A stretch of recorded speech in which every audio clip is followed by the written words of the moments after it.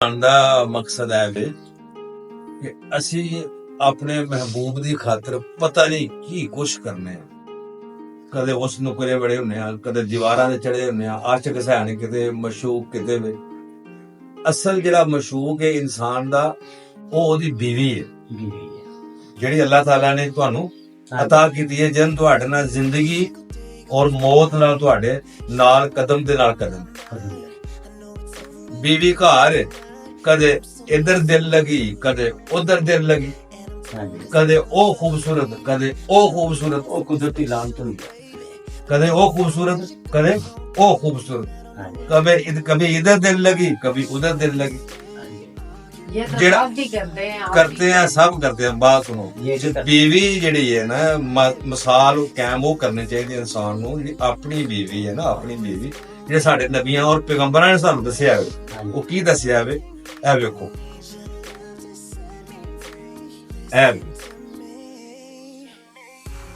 ਇਹ ਸਾਡੇ ਨਬੀਆਂ ਪੈਗੰਬਰਾਂ ਨੇ ਦੱਸਿਆ ਹੈ।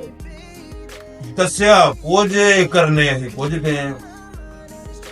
ਅਸਲ ਸਾਡਾ ਮਾਮਲਾ ਹੈ ਵੇ, ਆਪਣਾ ਬੀਵੀ ਦੇ ਨਾਲ ਖਾਣਾ ਖਾਓ, ਉਹਦੇ ਨਾਲ ਬਹਿ ਕੇ ਉਹ ਅਸੀਂ ਕੀ ਕਰਨਾ ਹੈ ਜੀ, ਬੀਵੀ ਥੱਲੇ ਲੱਗ ਗਏ।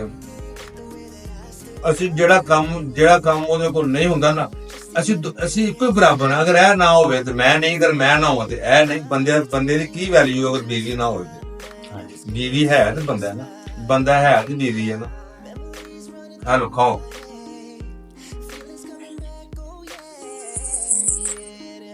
ਇਹ ਮਹਿਬੂਬ ਲੋਕਾਂ ਮਹਿਬੂਬ ਬਾਹਰ ਢੂੰਡੇ ਸੜਕਾਂ ਦੇ, ਜਿਹੜੇ ਕਹਿੰਦੇ ਨੇ ਵੀ ਆਪਣਾ ਉਹ ਕੀ ਹੈ ਮੰਨਦੇ ਨੇ, ਮੇਰਾ ਜਿਸਮ ਮੇਰੀ ਮਰਜ਼ੀ। ਕੀ ਕਹਿੰਦੇ ਨੇ? ਹਾਂ, ਮੇਰਾ ਜਿਸਮ ਮੇਰੀ ਮਰਜ਼ੀ। ਤੇ ਮੇਰਾ ਜਿਸਮ ਮੇਰੀ ਮਰਜ਼ੀ, ਉਹ ਤੇ ਸੜਕਾਂ ਦੇ ਪੇ ਫੁੱਲ ਨੇ, ਸੜਕਾਂ ਦੇ ਪੇ ਫੁੱਲ ਲੋਕਾਂ ਸੌਂਹ ਕੇ ਸੁੱਟੇ ਨੇ। ਤੁਸੀਂ ਉਹਨਾਂ ਵੱਲ ਨਾ ਜਾਓ, ਫੇਰ ਵੇਖਾਂਗੇ ਨਾ ਭਲਾ ਕਿਹੜਾ ਕਹਿੰਦਾ ਮੇਰਾ ਜਿਸਮ ਮੇਰੀ ਮਰਜ਼ੀ। ਪਿਛਾ ਤੋਂ ਨੱਚ ਕੇ ਭਾਵੇਂ ਬਾਹਰ ਆਈ ਹੋ, ਬਾਜ਼ਾਰਾਂ 'ਚ ਖੱਜਲ ਪਈਆਂ ਹੁਣ, ਤੁਸੀਂ ਨਾ ਵੇਖੋ ਹੈ, ਨਾ ਵੇਖੋ ਤੁਸੀਂ ਉਹ ਨਾਲ। ਆਹ ਨਾ ਵੇਖਣ ਨਾ, ਬੀਵੀਆਂ ਜੋ ਘਰ ਨੇ, ਆਪਣੇ ਘਰ ਰਹੋ, ਉਹਨਾਂ ਨੂੰ ਟਾਈਮ ਦਿਓ।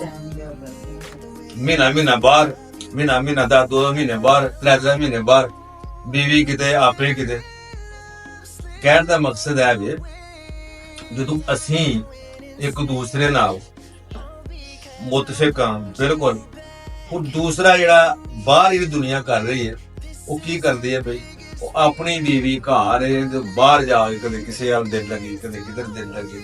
ਜਿਹੜਾ ਸਾਡਾ ਅਸਲ ਸਾਡਾ ਮਿਸ਼ਨ ਹੈ ਉਹ ਇਹ ਹੀ ਹੈ ਕਿ ਇਨਸਾਨ ਨੂੰ ਆਪਣੀਆਂ ਘਰ ਜਿਹੜੀਆਂ ਬੀਵੀਆਂ ਨੇ, ਜਿਹੜੀਆਂ ਬੇਗਮਾਂ ਨੇ, ਉਹਨਾਂ ਦੇ ਨਾਲ ਮੁਹੱਬਤ ਔਰ ਸਲੂਕ ਔਰ ਇਤਫਾਕ ਰੱਖੋ। ਅਸੀਂ ਉਹਨਾਂ ਨੂੰ ਇੱਕ ਜੁੱਤੀ ਦੇ ਬਰਾਬਰ ਨਹੀਂ ਸਮਝਦੇ, ਹਾਲਾਂਕਿ ਉਹ ਬਿਲਕੁਲ ਇੱਕ ਜਹਲੀਅਤ ਹੈ, ਔਰ ਐਸੀ ਜਹਲੀਅਤ ਹੈ ਕਿ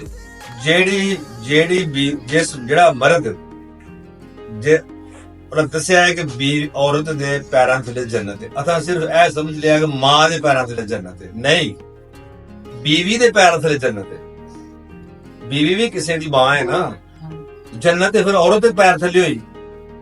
ਜੰਨਤ ਪੈਰਾਂ ਥੱਲੇ ਵੇ, ਐਸੇ ਵਾਸਤੇ ਅਸੀਂ ਪੈਰਾਂ ਦੇ ਅੱਗੇ ਬੈਠੇ ਹਾਂ।